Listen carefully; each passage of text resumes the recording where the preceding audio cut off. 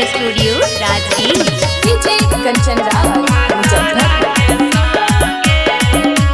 जब से होला तोर बियाहवा घरे में घुसल रहोही, जब से होला तोर बियाहवा घरे में घुसल रहोही, के छौड़ी भातारा के संगे दिनों में सुतल रहोही, के छौड़ी भातारा के संगे दिनों में सुतल रहोही, के छौड़ी भातारा के संगे, के छौड़ी भातारा के डीजे कंचन रावत मुजफ्फरपुर।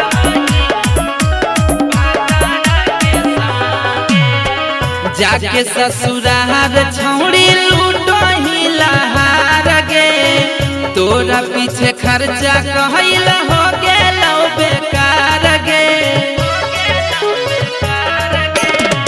जाके ससुराल छौड़ी लूटही लहार गे, तोरा पीछे खर्चा कहल हो गेलौ बेकार गे।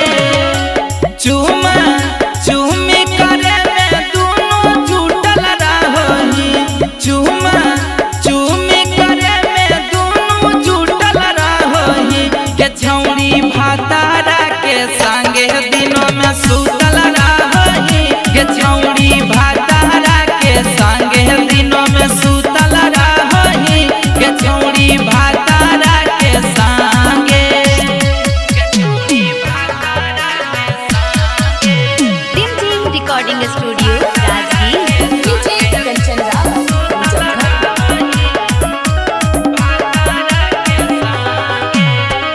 कहनी कि बरू न कहबो छोड़ा नहीं साथ गे, कहीं दीवाना बोल के मीठी मीठी बात गे।